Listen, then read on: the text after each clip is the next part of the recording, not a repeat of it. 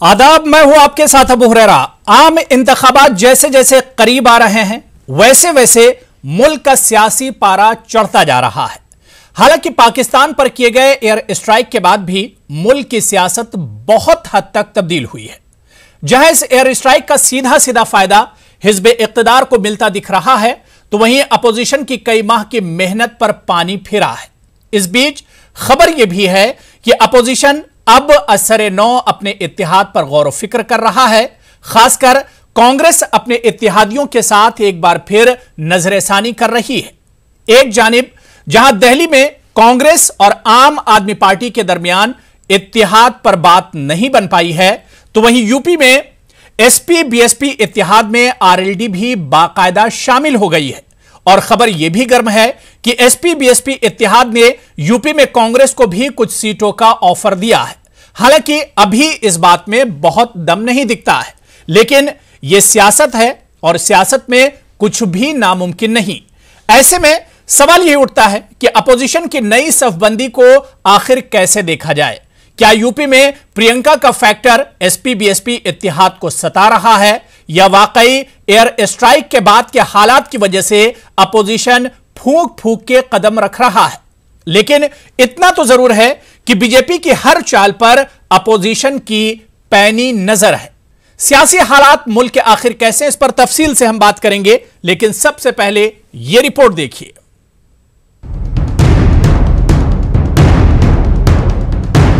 लोकसभा इंतखाबात में अब महज एक माह का वक्त ही बचा है। सियासी पार्टियों पर भी चुनावी खुमार चढ़ गया है। हर पल और हर घड़ी मुल्क की सियासत बदल रही है। एक जानिब जहां हिज़्ब इक़्तिदार पाकिस्तान पर किए गए एयर स्ट्राइक को भुनाने में मशरूफ है, तो वहीं अपोजिशन बदलते सियासी माहौल को लेकर फिक्रमंद है। यही वजह है कि अपोजिशन लगातार जोड़ तोड़ में मसरूफ है। दिल्ली में कांग्रेस और आम आदमी पार्टी के दरमियान इत्तेहाद पर बात नहीं बन पाई। केजरीवाल को इस बात का मलाल भी है। उन्होंने ट्वीट करके कहा कि एंटी बीजेपी वोटों को बांटकर कांग्रेस बीजेपी की मदद कर रही है, जबकि कांग्रेस ने कहा कि हम अपने दम पर ही दिल्ली में लड़ेंगे। दूसरी जानिब यूपी में एसपी बीएसपी इत्तेहाद में आरएलडी भी बाकायदा शामिल हो गई है। एसपी बीएसपी इत्तेहाद ने आरएलडी को 3 सीटें दी हैं और खबर यह भी गर्म है कि एसपी बीएसपी इत्तेहाद ने यूपी में कांग्रेस को भी कुछ सीटों का ऑफर दिया है, जिसका इशारा आज अखिलेश यादव ने भी दिया है कि जो प्रभावी गठबंधन पूरे उत्तर प्रदेश में पहले से काम कर रहा था, समाजवादी पार्टी और बहुजन समाज पार्टी का, जिसमें बड़ी पहल माननीय अखिलेश यादव जी ने और माननीय बहन कुमारी मायावती जी ने ली है। राष्ट्रीय आवश्यकताओं को देखते हुए, समाज की आवश्यकताओं को देखते हुए, नौजवान, किसान और दलित वर्गों की अपेक्षाओं को देखते हुए, उम्मीदों को देखते हुए उस पहल में राष्ट्रीय लोकदल भी शामिल रहेगा और 3 सीटों पर राष्ट्रीय लोकदल का चुनाव चिन्ह होगा। कांग्रेस पार्टी जो है अपने आप चुनाव लड़ेगी, किसी से गठबंधन नहीं करेगी। राहुल जी ने एकदम उस पर अग्री कर दिया और कहा कि बिल्कुल हम लोग किसी से गठबंधन नहीं करेंगे। राहुल जी ने कह दिया तो सब स्वीकृति हो गई। उधर अपोजिशन के बदलते इत्तेहाद और जोड़ तोड़ पर बीजेपी का कहना है कि अपोजिशन कुछ भी कर ले, कैसा भी इत्तेहाद बना ले, जीत बीजेपी की यकीनी है। दोनों पार्टियां, आम आदमी पार्टी और कांग्रेस, चुनाव लड़ने से पहले अपनी हार मान चुके हैं। जिस प्रकार से गठबंधन की बात कर रहे हैं, ये दिखाई देता है कि इन दोनों के अकेले बस की चुनाव लड़ना नहीं है और मोदी जी को की पार्टी भारतीय जनता पार्टी को हराना नहीं है। ये बात तय हो गई है। अब गठबंधन हो या ना हो, भारतीय जनता पार्टी को कोई फर्क नहीं पड़ने वाला। इलेक्शन कमीशन की जानिब से लोकसभा इंतखाबात की तारीखों का ऐलान अब कभी भी मुमकिन है। ऐसे में सियासी पार्टियां नई सफबंदी में मसरूफ हैं, लेकिन सवाल ये उठता है कि दिल्ली में आम आदमी पार्टी और कांग्रेस के इत्तेहाद न होने को क्या अपोजिशन के अजीम इत्तेहाद के बिखराव की शुरुआत समझा जाए। Bureau report, news 18 Urdu. सवाल ये उठ रहा है कि आखिर अब मौजूदा वक्त में मुल्क की सियासी सूरत हाल को कैसे देखा जाए। एक तरफ एयर स्ट्राइक के बाद की सियासी तस्वीर है और दूसरी तरफ अपोजिशन जिस तरह से अपने इत्तेहाद पर, अपने अलायंस पर नजरसानी कर रहा है, जोड़ तोड़ की अब सियासत चल रही है, इस पूरी सियासत को आखिर कैसे समझा जाए, किस तरह से देखा जाए, इसी पर हम बात करेंगे। कुछ खास मेहमान मेरे साथ जुड़े हुए हैं, बहुत जल्दी अपने मेहमानों का आपसे तारुफ करा दें। मेरे साथ आदिल खान साहब जो कि स्पोक्स पर्सन है आम आदमी पार्टी के, मेरे साथ जुड़े हुए हैं दिल्ली से। डॉक्टर नदीम अहमद साहब पॉलिटिकल एनालिस्ट हैं, वो भी मेरे साथ दिल्ली से जुड़े हुए हैं। रजा रिजवी साहब सीनियर जर्नलिस्ट हैं, मेरे साथ लखनऊ से जुड़े हुए हैं। सुरेंद्र राजपूत साहब स्पोक्स पर्सन है कांग्रेस के, मेरे साथ लखनऊ से जुड़े हुए हैं। अब्बास अली साहब स्पोक्स पर्सन है समाजवादी पार्टी के, वो भी मेरे साथ जुड़े हुए हैं। और कुछ देर में बीजेपी लीडर भी हमारे साथ जुड़ जाएंगे इस डिबेट में। जो मेहमान और पैनलिस्ट मेरे साथ जुड़े हुए हैं सबका बहुत इस्तकबाल और वेलकम हम करते हैं। सबसे पहले शुरुआत मैं रजा रिजवी साहब आपसे ही करना चाहूंगा कि मुल्क में क्या वाकई में आपको सियासत पिछले कुछ दिनों से बदली बदली सी नजर आ रही है, या साफ साफ यूं कहा जाए कि पाकिस्तान पर जो एयर स्ट्राइक हुई है, क्या आप महसूस करते हैं कि उसके बाद मुल्क का सियासी मंजरनामा कुछ हद तक तब्दील हुआ है?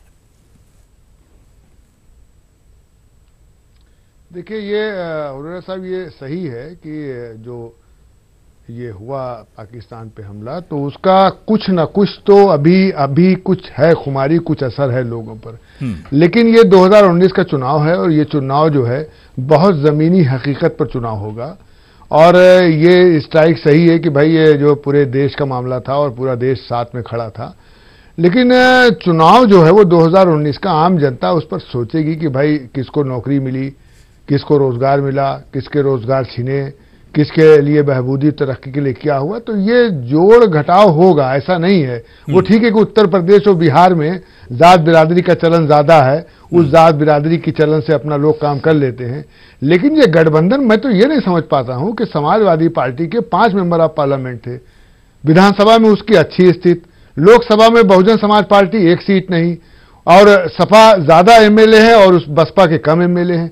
लेकिन फिर भी हम देख रहे हैं कि समाजवादी पार्टी बहुजन समाज पार्टी से बड़ा दब के गठबंधन कर रही है। ये पता नहीं क्यों। यूपी का एक मसला है, जबकि इनको गठबंधन बहुत दबके नहीं करना चाहिए, इनको बहुत चढ़ के गठबंधन करना चाहिए, लेकिन ये बहुत दबके कर रहे हैं। और ये पहले कह रहे थे हम कांग्रेस को लेंगे नहीं, मैंने कई चैनलों पर कहा कि कांग्रेस अब्बास अली साहब जवाब देंगे, बसपा के साथ। लेकिन रजा रिजवी साहब हाँ, क्या आपको, लेकिन आज कहा जा रहा है कि नहीं साहब 10-15 सीट हम दे देंगे।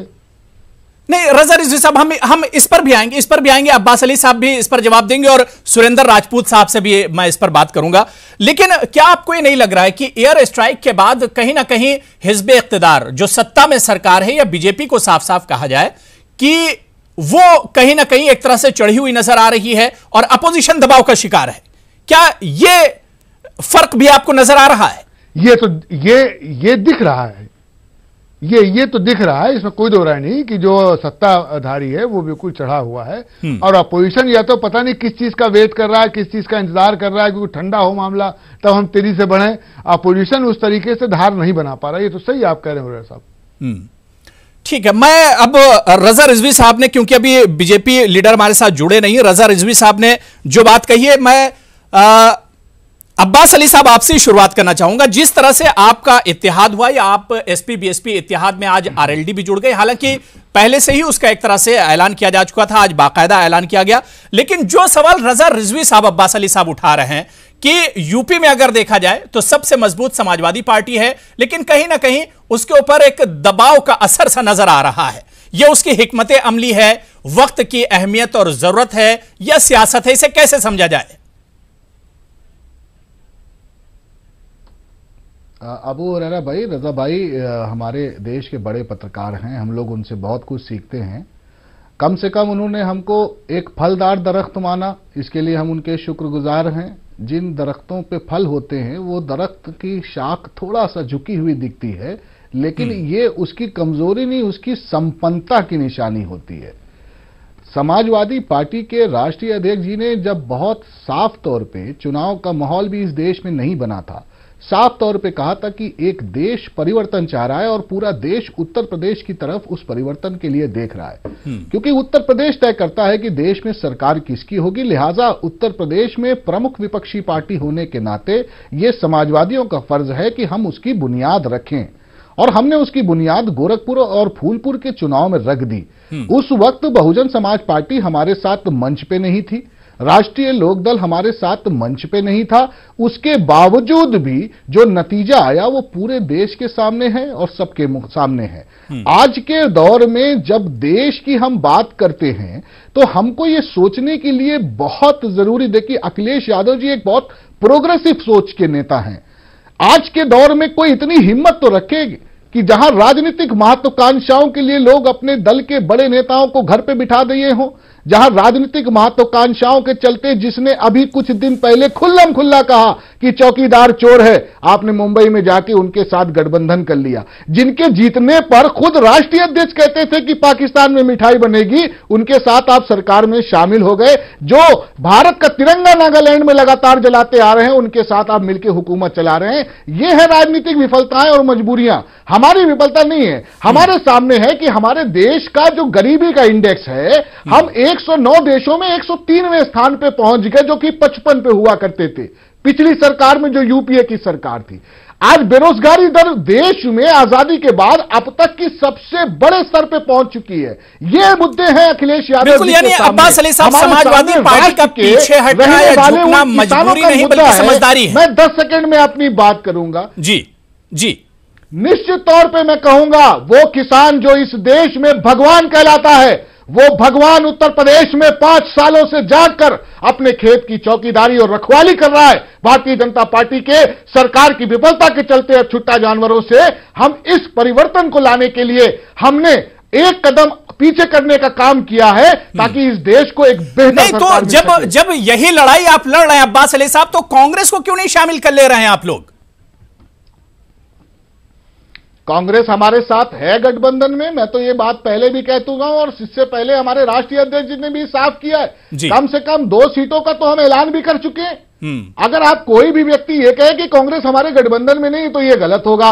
अभी चुनाव में समय है, अभी समय रहते सब कुछ होगा। और हम अपनी रणनीति क्यों बताएं? हमारी रणनीति का आप नतीजा देखो। हमने इनको फूलपुर में हराया, जो कि उप मुख्यमंत्री की कुर्सी थी। बिल्कुल, यानी पर्दे के पीछे अभी कुछ अभी बहुत कुछ चल रहा है। पर्दे के पीछे अभी बहुत कुछ चल रहा है। कैराना से पूरे देश में आग लगाई हमने, वो कैराना भी इनको हरा दिखाने का। पर्दे के पीछे नहीं है। हमने कहा हम अपनी रणनीति नहीं बताएंगे, ये हमारा अधिकार है, लेकिन रणनीति का नतीजा देश के सामने है। ठीक है। मेरे साथ इस वक्त स्वदेश सिंह जी, जो कि बीजेपी लीडर हैं, वो भी जुड़ गए हैं। स्वदेश सिंह जी, आपका भी बहुत इस्तकबाल न्यूज़ 18 उर्दू में। सुरेंद्र राजपूत साहब, समाजवादी पार्टी कह रही कि भाई हमने कांग्रेस भी हमारे इत्तेहाद में शामिल है और 2 सीटें तो कम से कम हमने दी, और आज यही अखिलेश यादव जी ने भी प्रेस कॉन्फ्रेंस में कहा।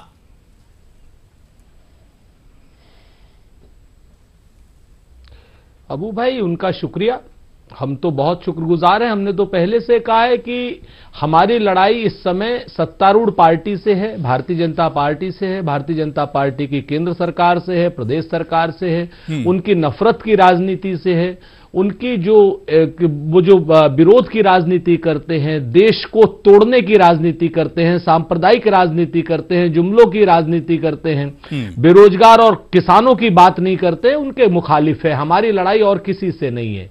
हमारी लड़ाई सिर्फ यूपी तक बीजेपी से या को मानती है? सुरेंद्र राजपूत जी, आपकी लड़ाई सिर्फ यूपी तक बीजेपी से है? हमारी अबू भाई, पूरे हिंदुस्तान में अकेले हम हैं कि जो अखिल ब्रह्मांड में अगर कहीं भाजपा होगी तो हम उससे लड़ेंगे। ठीक है, तो दिल्ली में कैसे लड़ेंगे सुरेंद्र राजपूत जी? आप हमारी दिल्ली में आम आदमी पार्टी से आपने हाथ नहीं मिलाया, इसे कैसे समझा जाए? जी, नहीं मिलाया। हम 2 बातें हैं यहां पर, बहुत बड़ी स्पष्ट बात है। देखिए, जो राजनीतिक गठबंधन होते हैं वो समय काल परिस्थिति के आधार पर होते हैं, और समय काल परिस्थिति के आधार पर हमारा आकलन अलग है, आम आदमी पार्टी का आकलन अलग है। आम आदमी पार्टी अपने हिसाब से चुनाव लड़ेगी, हम अपने हिसाब से चुनाव लड़ेंगे।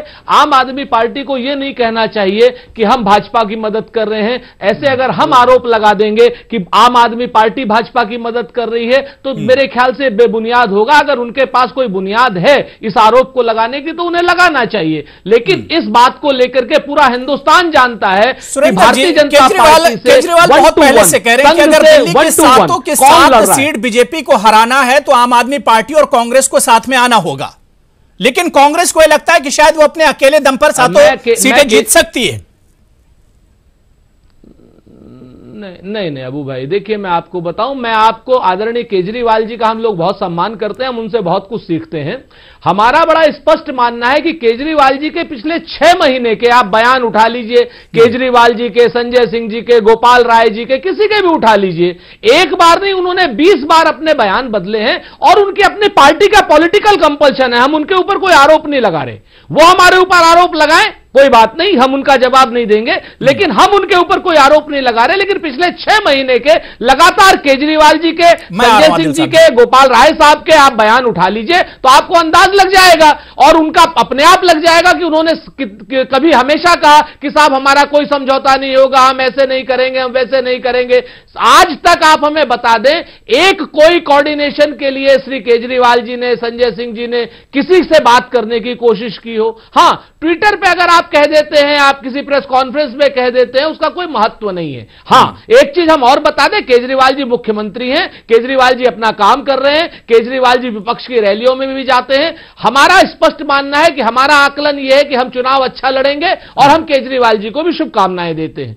भारतीय जनता पार्टी से लड़ना हमारा लक्ष्य है, केंद्र की सरकार से हमारा लड़ना लक्ष्य है। हम ना तो उत्तर प्रदेश में गठबंधन से लड़ेंगे और ना ही दिल्ली में हम केजरीवाल से लड़ेंगे। बहुत सही।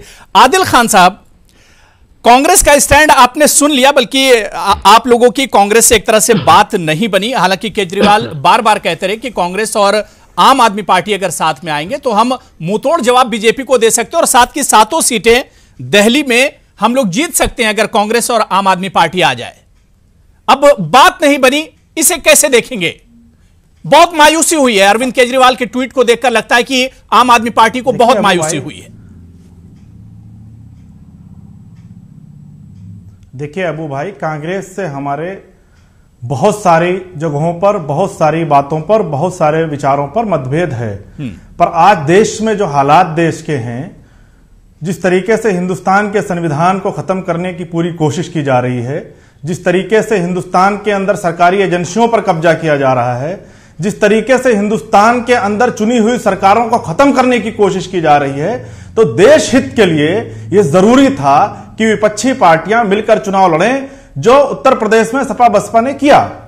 मैं सिर्फ यह कहना चाहता हूं कि अभी हमारे साथी ये कह रहे थे कि समय काल और परिस्थिति के अनुरूप गठबंधन होता है। देखिए, पिछले 4 चुनाव का इतिहास उठा के देख लीजिए। अगर समय काल और परिस्थिति की बात है तो पिछले 4 चुनाव का इतिहास उठा के देख लीजिए। पिछले 4 चुनाव में से 3 चुनाव में कांग्रेस के अधिकतम प्रत्याशियों की जमानत नहीं बची है दिल्ली के अंदर।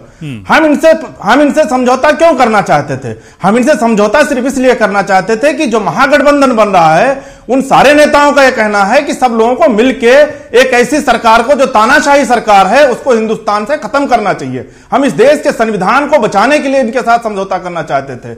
हम दिल्ली के अंदर अकेले चुनाव लड़ भी सकते हैं और जीत भी सकते हैं, और हम लड़े भी हैं और जीते भी हैं, उसमें किसी से कुछ छुपा नहीं है। लेकिन मुझे अफसोस होता है कि कांग्रेस के जो हमारे प्रवक्ता बैठे हुए हैं, वे कह रहे हैं कि अरविंद केजरीवाल जी ने कभी बात नहीं की। आपको याद होगा कि अभी कुछ चंद दिनों पहले की बात है, जब महागठबंधन के सारे नेता मिले थे, उसमें अरविंद जी और राहुल गांधी जी मिले थे और यह बात हुई थी। तो ऐसा नहीं है कि सिर्फ ट्विटर पर समर्थन मांगा जा रहा था, तो ट्विटर पर समर्थन गठबंधन दिया जा रहा था। यह कहना बिल्कुल से गलत बात है। दूसरी चीज, अभी कांग्रेस के प्रवक्ता यह कह रहे थे कि दिल्ली के अंदर या देश के अंदर हम भारतीय जनता पार्टी को हराने के लिए चुनाव लड़े। मुझे नहीं लगता अगर ये भारतीय जनता पार्टी को हराने के लिए चुनाव लड़ रहे होते, अगर इस देश से एक तानाशाही सरकार को उखाड़ के फेंकने के लिए काम कर रहे होते, तो अभी उत्तर प्रदेश में भी गठबंधन कर चुके होते, पश्चिम बंगाल में भी गठबंधन कर चुके, सुरेंद्र जी आ रहा हूं, दिल्ली के अंदर भी गठबंधन कर चुके होते। मेरा सिर्फ यह कहना है कि एक मिनट, मैं सिर्फ यह कहना चाह रहा हूं कि मुझे तो ऐसा लगता है कि जो अभी कांग्रेस के प्रवक्ता ये कह रहे थे कि भारतीय जनता पार्टी और कांग्रेस मूल्य, मुझे यकीन हो रहा है, मैं बड़े यकीन के साथ कह सकता हूं कि ये बीजेपी का और कांग्रेस का एक अघोषित गठबंधन नजर आ रहा है। ये जिस तरीके से पंजाब के चुनाव में भारतीय जनता पार्टी ने कांग्रेस की मदद की थी, मुझे ऐसा प्रतीत होता है, मुझे ऐसा दिखता है कि उसी का बदला, उसी का एहसान चुकाने के लिए कांग्रेस ने आज दिल्ली के अंदर समझौता करने से मना कर दिया है। सुरेंद्र राजपूत साहब, जो देश का माहौल है जी, जो दिल्ली का माहौल है, जो देश के लोग, जो देश का माहौल है, जो देश ठीक है आदिल साहब, बात आपकी समझ में आ गई। इसका जवाब भी कांग्रेस से सुन लीजिए। पूरी सुरेंद्र राजपूत साहब, सुरेंद्र राजपूत साहब, यही बात आज अरविंद केजरीवाल ने भी कही थी, जो बात आदिल खान कह रहे हैं कि कहीं ना कहीं सपोर्ट कर रही पर्दे के पीछे कांग्रेस बीजेपी का।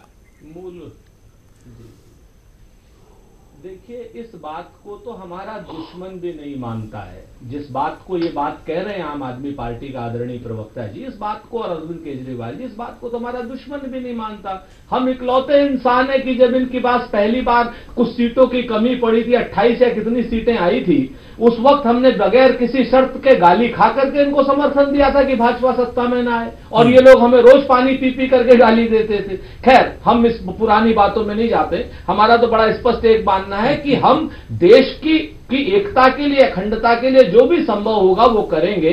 आज की डेट में आम आदमी पार्टी अगर दिल्ली की पार्टी है और दिल्ली में बहुत अच्छे से भारी बहुमत से सरकार चला रही है और ये बहुत बड़ी उस पर बात कर रहे हैं, तो हम एक इनसे निवेदन करते हैं, एक इनसे भीख मांग लेते हैं, ये दे दें, लड़ने दें हमें 7 सीट, न लड़े क्या नाम लोकसभा में, विधानसभा में इनकी मदद करेंगे। ऐसा है, देखिए सच्चाई ये है कि ये नहीं कर सकते, हम जानते हैं इस बात को। पंजाब में इन्होंने खामखा का इल्जाम लगा दिया। पंजाब में हम अपनी सरकार बनाने के लिए लड़ रहे थे मित्र, आपकी सरकार तो ना बन रही थी, आप लोग तो भ्रम में थे। आज की डेट में पंजाब में जो परिस्थितियां हैं आपकी, आप इस चीज को देखिए कि इस दिल के टुकड़े 1000 हुए, कोई यहां गिरा, कोई वहां गिरा। आप किसी को भी, चाहे फुल्का साहब को ले लीजिए, चाहे गांधी साहब को ले लीजिए, चाहे आप और बाकी सब लोगों को ले लीजिए, मैं सारे नाम लेकर के इस समय वो नहीं करूंगा, क्योंकि मैं फिर से बता दूं कि मेरी लड़ाई आपसे नहीं है, मेरी लड़ाई भाजपा से है। आप हमसे लड़िए, दुनिया ठीक है। दिल्ली में भले ही आम आदमी पार्टी और कांग्रेस की बात न बनी हो, लेकिन सुरेंद्र राजपूत साहब की बातों पर अब्बास अली साहब जिस तरह से हंस रहे हैं, मुस्कुरा रहे हैं, लग रहा है कि यूपी में कांग्रेस और समाजवादी की बात बनेगी। मैं आदिल साहब अभी आपके पास नहीं आ पाऊंगा, मुझे स्वदेश सिंह के पास जाना है। स्वदेश साहब, मैं आदिल खान, अभी क्योंकि मुझे ब्रेक पर जाना है, मुझे अभी 2 पैनलिस्ट के पास और जाना है। आदिल खान साहब, मैं आऊंगा आपके पास, ब्रेक के बाद आऊंगा और आपसे रिएक्शन भी लूंगा। स्वदेश सिंह जी, मेरा सवाल सिर्फ यह है कि जिस तरह से यूपी से लेकर दिल्ली तक आज अपोजिशन की जो जोड़ तोड़ की सियासत, या यूं कहा जाए कि अलायंस और इत्तेहाद गठबंधन जिस तरह से हो रहा है, इसे कैसे आप देखते हैं? यूपी में आरएलडी को शामिल कर लिया गया एसपी बीएसपी में, उधर दिल्ली में आम आदमी पार्टी की कांग्रेस से बात नहीं बनी। स्वदेश, जब इस प्रकार के गठबंधन, जब सपा बसपा जैसी पार्टियां एक साथ आती हैं, जो कि अपने आप में एक वजूद रखा करती थी एक जमाने में, तो उससे बहुत साफ हो जाता है कि भारतीय जनता पार्टी वहां पे कितनी मजबूत पार्टी है।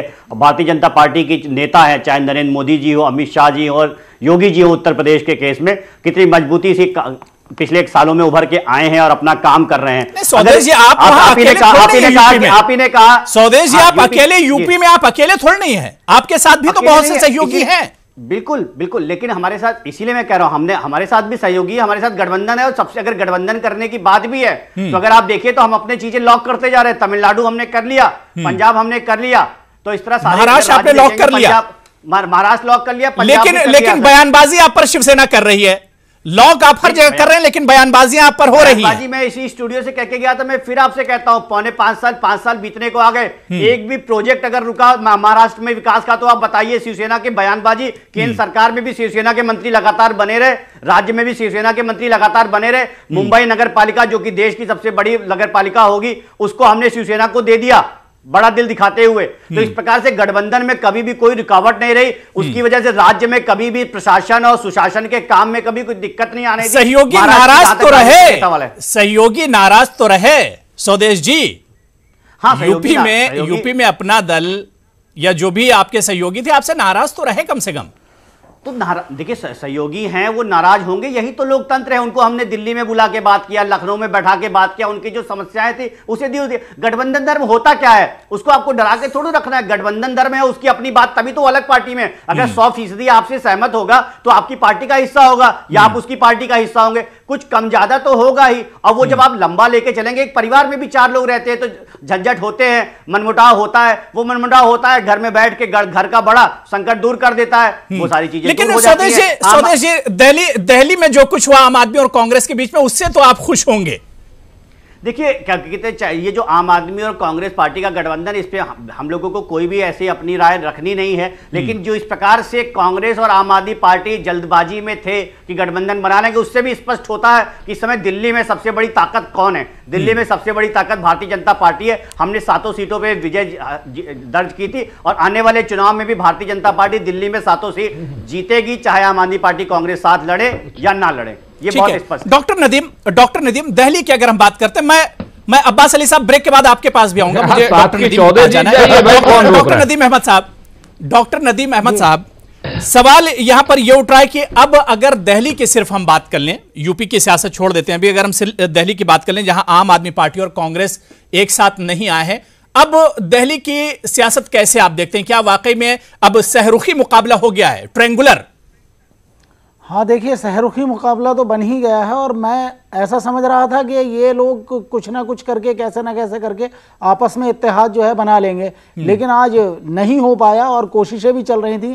ख़ासतौर पर आम आदमी पार्टी की तरफ से ज़्यादा सुगबुगाहट थी इस चीज़ को लेकर के इत्तेहाद कायम हो सके, लेकिन अब मुझे ऐसा लगता है कि वो जो एक नॉन बीजेपी वाला वोट है और वो जो इससे पिछले इलेक्शन में और हमेशा से कांग्रेस के पास रहता था, यानी कांग्रेस वर्सेस बीजेपी ही हमेशा चलता था दिल्ली में, अब उसका सहरुखी मुकाबला होगा और ये मुकाबला बड़ा दिलचस्प होगा। अब देखना यह है कि एक तरफ जहां बीजेपी का मोराल जो है वो अप कर रहा है इस सर्जिकल स्ट्राइक के बाद, और आम आदमी पार्टी के लिए ये फुल मेजॉरिटी गवर्नमेंट बनाने के बाद पहला इलेक्शन है लोकसभा का, तो देखना होगा कि आम आदमी पार्टी किस तरीके से इसे लेती है और क्या कर पाती है। लेकिन डॉक्टर नदीम, आपका तजुर्बा क्या कहता है? अब ऐसे हालत में, ऐसी परिस्थितियों में वो फायदा किसका होने जा रहा है और नुकसान किसका होगा जब सहरुखी मुकाबला होने जा रहा है? आखिर अरविंद केजरीवाल भी कुछ हालत समझते होंगे जब भी वो पीछे पड़े हुए थे कांग्रेस के कि भाई इत्तेहाद करो। जहां तक मैं समझ पा रहा हूं कि इससे बीजेपी को बहुत ज्यादा फायदा होगा इस सहरुखी मुकाबले से, और ये जो कहा जा रहा है कि सेकुलर वोट है वो डिवाइड हो जाएगा और वो डिस्ट्रीब्यूट हो जाएगा आपस में और सीधे सीधे बीजेपी को फायदा होगा। और मैं ऐसा समझ पा रहा हूं कि कम से कम 6 सीटों पर तो फायदा है बीजेपी को सीधे सीधे तौर पर। बिल्कुल, अगर ये इत्तेहाद हो जाता तो शायद बीजेपी की 1 या 2 सीट्स घट जाती। खासतौर पर ईस्ट दिल्ली वाली जो सीट थी वो बीजेपी के लिए मैं ऐसा समझ रहा था कि थोड़ी कमजोर रहेगी अगर इत्तेहाद हो जाएगा तो, वहां कैंडिडेट अच्छी थी, लेकिन अब मुझे लगता है कि 6 सीटें तो कम से कम बीजेपी जीतेगी। आज दिल्ली में जो कुछ हुआ, आम आदमी पार्टी और कांग्रेस के बीच एक तरह से बात नहीं बनी, लेकिन अगर इसे मुल्क के सिनेरियो में देखा जाए, अगर पूरे हिंदुस्तान के सिनेरियो में और पूरी पॉलिटिक्स में देखा जाए तो किस तरह से देखेंगे? क्या आम आदमी पार्टी और कांग्रेस के बीच में बात न बनना ये कहीं ना कहीं अजीम इत्तेहाद या महागठबंधन के लिए भी एक अच्छी खबर नहीं है? डॉक्टर नदीम, मैं ये अबू भाई समझ नहीं पा रहा हूं, केजरीवाल साहब इतने समझदार लीडर हैं, ये क्यों पीछे कांग्रेस के लगे होते? जब कांग्रेस ने मध्य प्रदेश में जो चुनाव हुआ विधानसभा, किसी गठबंधन नहीं किया, सपा बसपा से नहीं किया, राजस्थान में गठबंधन नहीं किया, छत्तीसगढ़ में गठबंधन नहीं किया, यहां गठबंधन उत्तर प्रदेश में नहीं किया, तो ये केजरीवाल जी की बात समझ में नहीं आ रही थी। कांग्रेस किसी से गठबंधन करने वाली नहीं है मेंबर ऑफ पार्लियामेंट के चुनाव में, वो अकेले चुनाव लड़ेगी चाहे जीते चाहे हारे। ये पीछे पीछे क्यों घुसे जा रहे हैं कांग्रेस के? भाई जब कांग्रेस, एक बार बयान भी आया था शीला दीक्षित जी का कि हम लोगों से कोई बात ही नहीं कर रहा है, वो कह रहे हैं कि जो है वो कांग्रेस हमसे जो है कांग्रेस के साथ हम लड़ेंगे, कांग्रेस हमारी बात नहीं सुन रही है। आज शीला दीक्षित ने साफ कह दिया कि भाई राहुल गांधी ने कह दिया है इसलिए जो है समर्थन है। तो इनको सोचना चाहिए आम आदमी पार्टी को। आम आदमी पार्टी 5 साल सत्ता में रही है, तो 5 साल जब सत्ता में कोई रहता है तो उसके जो निगेटिव वोट होता है, तो ये भी समझ रही है कांग्रेस कि अगर हम इनके साथ रहेंगे तो 5 साल में जो इन्होंने अच्छा बुरा काम किया है ये इनके खाते का हमारे खाते में भी जुड़ जाएगा। तो इसलिए कांग्रेस ने बहुत समझदारी से काम लिया है और कांग्रेस अब पूरे देश के अंदर किसी से मिलकर लड़ने वाली नहीं है, क्योंकि वो चाहती है मजबूती से हम खड़े हो। अब आप देखिए कि अभी जो श्रावस्ती की जो एमएलए हैं ज्योतिबाई फुलू, जो भारतीय जनता पार्टी की दलित नेता थी, वो आप समझिए कांग्रेस में शामिल हो गई। तो जाहिर सी बात है अभी जब चुनाव आएगा और चुनाव डिक्लेयर होगा, उसके बाद बहुत ऐसे लोग हैं। सीतापुर में देखिए कैसर जहां जो मेंबर ऑफ पार्लियामेंट थी एक्स, वो जो है कांग्रेस में शामिल हो गई। तो ऐसे बहुत मजबूत हो सकता है बहुत से भारतीय जनता पार्टी के लोग टिकट ना पाए और लड़ने वाले हो सोचेंगे भैया 5 साल हम कहां पैदल रहेंगे, कहीं ना कहीं लड़के चाहे एमपी बने चाहे हारे, जो हमारे कार्यकर्ता हैं मेरा सवाल रजा रिजवी साहब, मेरा सवाल यह है कि जिस अजीम इत्तेहाद की बात कर रही है कांग्रेस, महागठबंधन की बात कर रही है बीजेपी के अगेंस्ट, एनडीए के अगेंस्ट, उसे कितना नुकसान हुआ आज आम आदमी पार्टी से हाथ ना मिलाकर?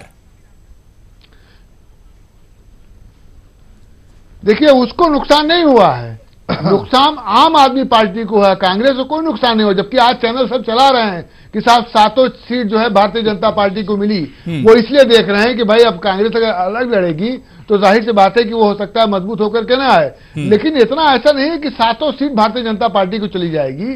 कांग्रेस की अपनी कहीं ना कहीं हवा, कहीं ना वेव हल्की से कहीं दबी हुई है, ऐसा नहीं है। 3 जो विधानसभा सीट जो जीती है उसका कहीं ना कहीं असर है और कांग्रेस जो है काम कर रही है। लेकिन भारतीय जनता पार्टी भी बहुत महीन तरीके से वो भी काम कर रही है, क्योंकि उसके पास जो एक आरएसएस का संगठन है वो बहुत महीन तरीके से काम करता है, बिल्कुल वेन तरीके से काम करता है, और पार्टियों के पास ऐसा संगठन नहीं है कि वेन की तरीके से काम करे। तो ये भी एक फैक्टर रहता है। ठीक है, आदिल खान साहब, क्या वाकई में आम आदमी पार्टी की और आप लोगों की मजबूरी समझी जाए कि बार बार केजरीवाल साहब भी कह रहे थे कि भाई कांग्रेस के साथ जाएंगे तो बीजेपी को शिकस्त देंगे, अपनी मजबूरी थी या वाकई में बीजेपी को हराना चाह रहे हैं आप लोग, या अपनी मजबूरी है?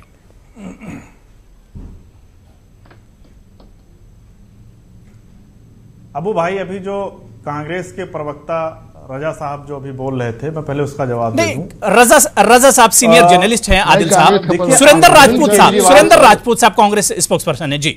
अच्छा नहीं मुझे रजा साहब, मेरे पास टीवी नहीं है, मैं देख नहीं पा रहा हूं। मुझे इसलिए लगा क्योंकि श्रावस्ती के, बहराइच के एमपी को श्रावस्ती का एमएलए बोल रहे थे, तो मुझे लगा शायद वो कांग्रेस के प्रवक्ता होंगे, क्योंकि इतनी जानकारी कांग्रेस के प्रवक्ताओं को ही आमतौर पर होती, इसलिए मैंने बोल दिया। मैं उसके लिए माफी चाहता हूं जी। लीजिए, मैं ये कह रहा था कि जिस तरीके से आज देश को बर्बाद करने का पूरा ताना बाना बुना जा रहा है, जिस तरीके से देश के संविधान को खत्म करने का ताना बाना बुना जा रहा है, जिस तरीके से देश के अंदर बेरोजगारी है, जिस तरीके से महिला सुरक्षा पर का खिलवाड़ किया जा रहा है पूरे देश में, उन सारी चीजों को लेके हम लोग कांग्रेस के साथ जाना चाहते थे।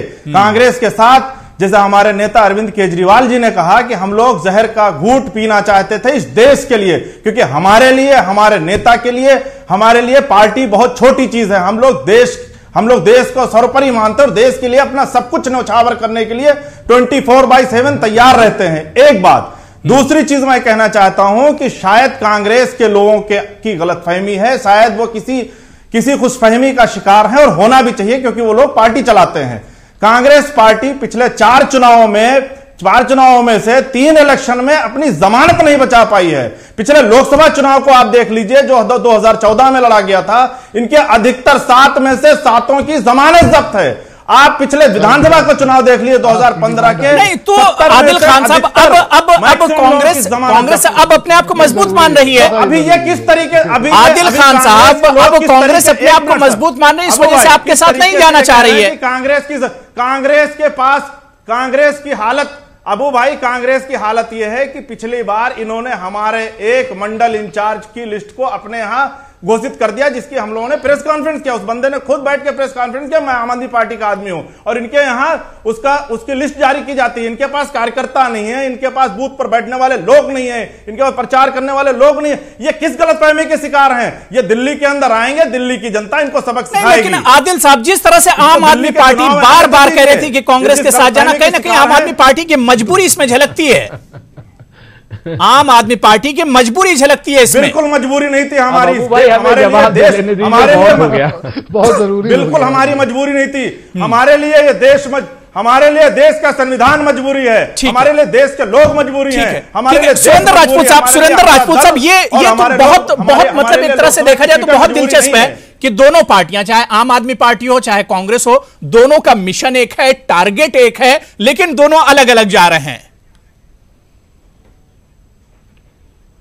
अब देखिए, मैं फिर से आपसे कहूं कि आम आदमी पार्टी के प्रवक्ता महोदय हैं, फिर इनको पूरा सम्मान देता हूं। मेरा फिर इनसे कोई झगड़ा नहीं, मेरा झगड़ा भाजपा से है।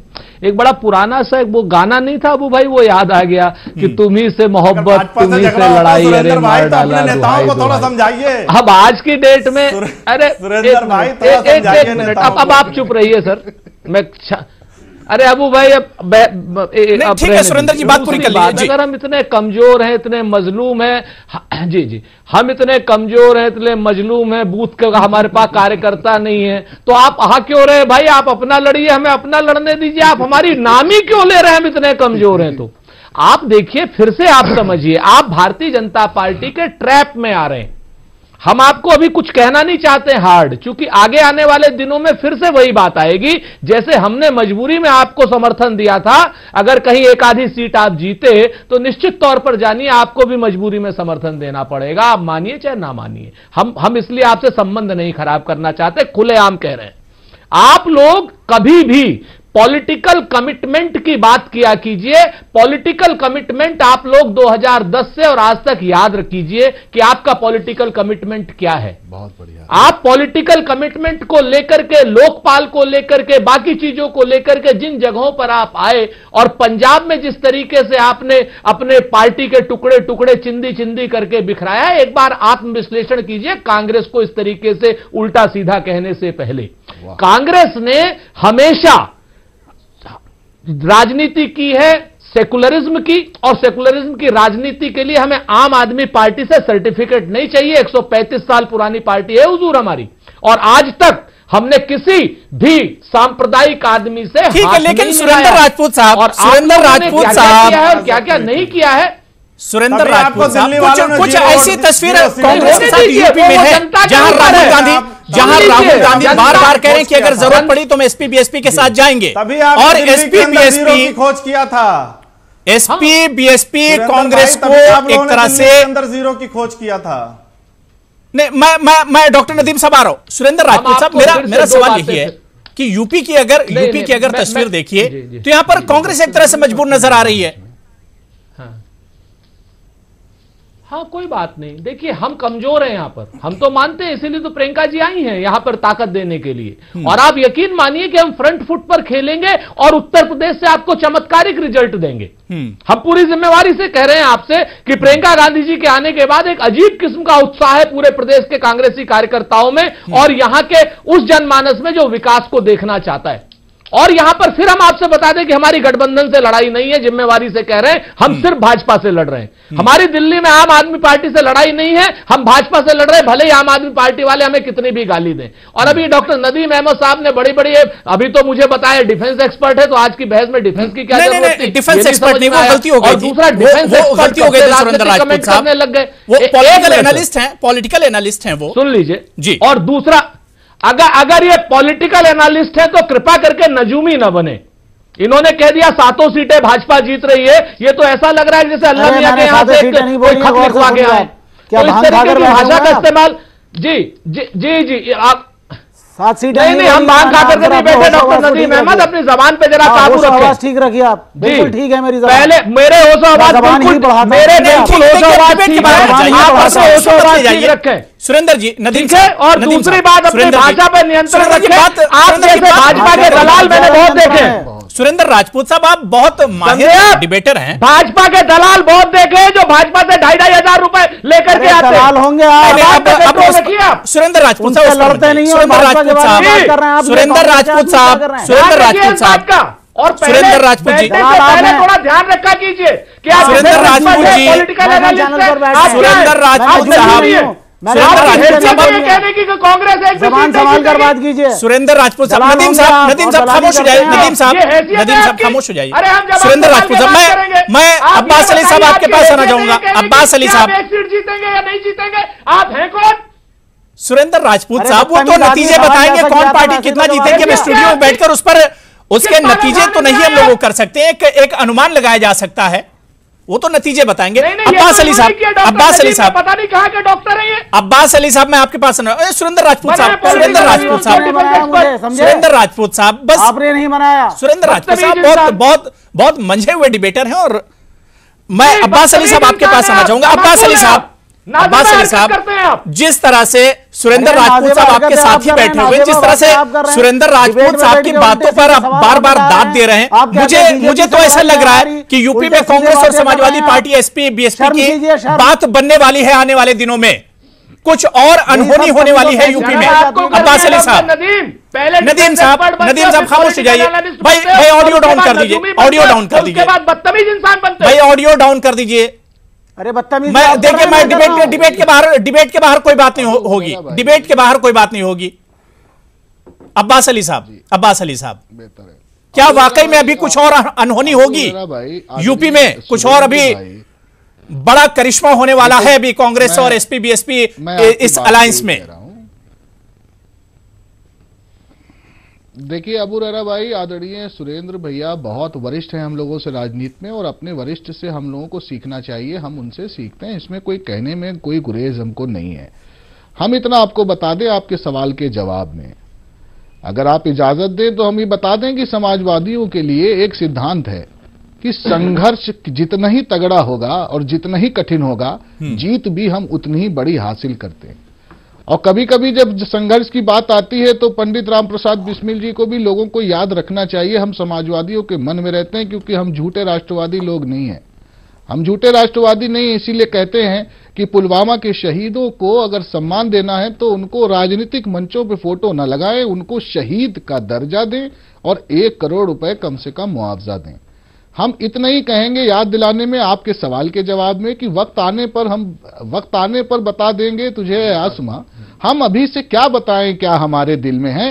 नतीजा जो आएगा उत्तर प्रदेश में 2019 में, हम आपको वाजे कहते हैं कि उत्तर प्रदेश में भारतीय जनता पार्टी अपना खाता नहीं खोल पाएगी, 80 की 80 सीटें गठबंधन हरा करके भेजेगा यहां से। स्वदेश सिंह जी, किस गठबंधन की बात कर रहे हैं मुझे पता नहीं, कांग्रेस साथ में है नहीं, सपा और बसपा लड़ रही, जिस 37 सीट पे सपा लड़ेगी या 36 सीट जो भी है, नहीं मैं उस गठबंधन की बात कर रहा हूं, जिनपे बसपा लड़ेगी उसमें सपा का नेता क्या कर रहे होंगे?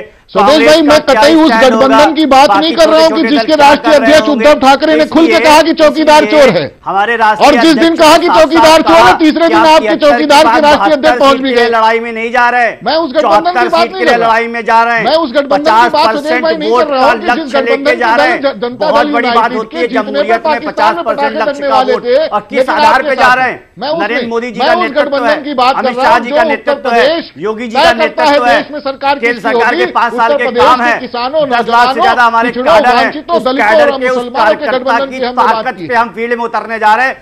कांग्रेस के आपको आपके कैडर, आपके कैडर का जवाब मुख्यमंत्री योगी आदित्यनाथ के बूथ पर उनके लिए छोड़ती है, योगी आदित्यनाथ जी के बूथ पर मुख्यमंत्री बनते ही 1 महीने के अंदर उनका बूथ जिता करके आपके कैडर की बात मजबूत, आज भी हमारे राष्ट्रीय अध्यक्ष अपने बूथ पे जाते हैं, डेवलपमेंट पर राजनीति कर रहे थे। अगर प्रियंका गांधी हमको गारंटी से बता दें हमारा मुकाबला कैसी समाजवादी पार्टी का कोई नहीं था, ठीक है, मैं अब्बास साहब, स्वदेश जी, अब्बास जी, मैं चाह रहा हूं कि एक करके बात रख लें तो अच्छा रहेगा। उसका परिणाम क्या होगा? अब्बास जी थोड़ा सा आप ही सुन लीजिए जी, तौर पे बताया है जी। सुदेश जी अपनी जल्दी से बात पूरी कर लीजिए, मैं फिर अब्बास साहब से रिएक्शन ले लूंगा। इसीलिए मैं कह रहा हूं कि देखिए अगर आप जैसे ही गठबंधन, महागठबंधन, मिलावट वाले गठबंधन जैसी भी बात करते हैं, उससे साफ तौर पे निकल के आता है कि सारे के सारे दल जो है डरे हुए हैं। किसी क्यों डरे हुए ये इनको समझना चाहिए। भारतीय जनता पार्टी श्री नरेंद्र मोदी जी के नेतृत्व में सबसे बड़ी पार्टी इस देश में है,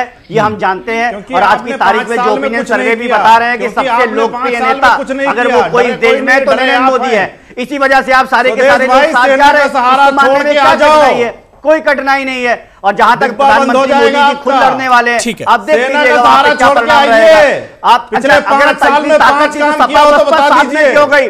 विधानसभा के चुनाव को हम ध्यान में रखेंगे कि नहीं रखेंगे? पिछले लोकसभा चुनाव को ध्यान में रखेंगे कि नहीं रखेंगे? 5 सांसद है, सपा का कार्यकर्ता भी तो सोचता होगा, आप भी तो सोचते होंगे 5 सांसद एक परिवार से है कि नहीं है? मुलायम सिंह यादव। ठीक है स्वदेश जी, बात हो गई। स्वदेश जी अब आपकी बात हो गई, मैं अब्बास अली साहब से रिएक्शन ले लेता हूं। मैं सुरेंद्र जी आपके पास आ रहा हूं, नदीम साहब आपके पास भी आ रहा हूं।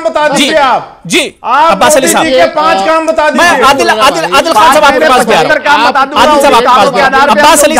अब्बास अली साहब के अंदर गांव में जाके चूल्हा पहुंचा कि नहीं, स्वदेश जी बात हो गई आपकी, स्वदेश मिल रहा है कि नहीं मिल रहा है। स्वदेश जी आपकी बात हो गई, मैं आपकी बात पर रिएक्शन ले रहा हूं। स्वदेश जी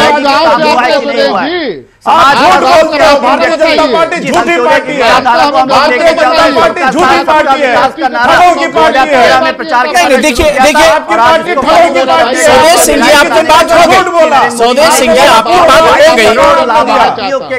आदिल खान साहब आपकी बारी आएगी। आदिल साहब आपकी बारी आएगी। झूठी पार्टी है, ठगों की पार्टी है, आदिल खान साहब पार्टी है। ठीक है, वोटर मतदाता ईश्वर होता है, भगवान होता है, उसको तय करने दीजिए। ठीक है स्वदेश जी आपकी बात हो गई। स्वदेश जी मैंने बहुत टाइम आपको दे दिया है। ठीक है अब्बास अली साहब 10 सेकंड में आप बात पूरी कीजिए। मैं आ रहा हूं सुरेंद्र जी, मैं आपके पास आ रहा हूं। देखिए सिर्फ 10 सेकंड में मैं एक आपत्ति दर्ज कराना चाहता हूं अबू रहरा भाई। स्वदेश सिंह जी ने जो कहा, एक जिम्मेदार आदमी है, हमारे देश के प्रधानमंत्री को खुल्लम खुल्ला इन्होंने डरावना कहा। मैं इस बात पे आपत्ति दर्ज करता हूं। थोड़ा सा कुर्सी का सम्मान। प्रधानमंत्री जी ने कहा है जो भ्रष्टाचार करते हैं उन्हें डर के रहना पड़ेगा, उनको डर के रहना पड़ेगा। अरे आप डर की बात है, अरे आप रफाल के ऊपर जेपीसी से आज तक आप बचते आ रहे हैं, भ्रष्टाचार दूसरा कर रहा है। एक भी बड़ा भ्रष्ट जेल के अंदर नहीं दिखाई दिया 5 सालों में। 93 से 2018 आपके प्रधानमंत्री 2014 में भ्रष्ट कहते थे, एक भी भ्रष्ट हमने जेल में नहीं देखा। ठीक है सुरेंद्र राजपूत जी 10 से 15 सेकंड में आपको भी दे रहा हूं जी। इतने तो काम सर, हम तो बहुत स्पष्ट रूप से आदरणीय स्वदेश जी को कह रहे हैं कि ये बात सच है कि हम लोग भारतीय जनता पार्टी से डरे हुए हैं, क्योंकि ये लोकतंत्र के हत्यारों की पार्टी है, ये तड़ीपार लोगों की पार्टी है, ये बंगारू लक्ष्मण जैसे 1 लाख रुपए के घूसखोरों की पार्टी है। इसको लोकतंत्र में कोई भरोसा नहीं है। ये जो है श्यामा प्रसाद मुखर्जी जैसे आदमी की पार्टी है, जो क्या नाम मुस्लिम लीग के साथ मिलकर के सरकार बनाते हैं। मुस्लिम लीग के साथ केरल में आप आज भी है यूडीएफ के मुस्लिम लीग जो है सरकार बनाती है। ये ऐसे लोगों की पार्टी है। हाँ, हिंदुस्तान की मुस्लिम लीग के साथ हम बनाएंगे, आगे भी बनाएंगे केरल में, लेकिन पाकिस्तान वाले कह रहा हूं ना, बताइए आप मुस्लिम लीग के देश को बताइए जरा कि आप मुस्लिम लीग के साथ केरल में काम करते हैं। वही दूसरी बात हम आपको बता दें, जब हम अंग्रेजों से लड़ रहे थे, तब जो अंग्रेजों के आप नहीं लड़ रहे थे, कभी गलतफहमी में नहीं रहेगा। गांधी जी ने बोला था कांग्रेस को खत्म कर दिया जाए, तो आप कांग्रेस और ये कांग्रेस अलग है। महात्मा गांधी की कांग्रेस, थोड़ा सा राहुल गांधी की कांग्रेस है। स्वराज जी ठीक है, स्वदेश जी सुन लीजिए। परेशान हो गए, इतनी बीपी आपकी हाई हो गई। ऐसा मत कीजिए, तो हम आपसे डरते हैं, हम तो वैसे भी डर रहे हैं, हाथ जोड़ रहे हैं आपके। हमें बस इतना जानते हैं कि हमें चुनाव में हो जाने दीजिए, चुनाव में आप कोई गड़बड़ मत कीजिएगा। ठीक है आदिल साहब 10 सेकंड आपको भी दे रहा हूं, फिर डॉक्टर नदीम आपके पास आ रहा हूं। और हम कौन है? आदिल खान साहब, सुरेंद्र जी मेरे ख्याल से बात हो गई। मुझे अबू भाई जी, मैं सिर्फ दिल्ली के माथा एक बात भारतीय जनता पार्टी के प्रवक्ता से सिर्फ एक बात पूछना चाहता हूं कि 2014 के अंदर इन्होंने दिल्ली के लोगों से झूठ क्यों बोला, इन्होंने दिल्ली की जनता के साथ ठगी क्यों की? इन्होंने अपने मैनिफेस्टो में कहा था कि हम जारी सरकार बनेगी तो हम दिल्ली को पूर्ण राज बनाएंगे।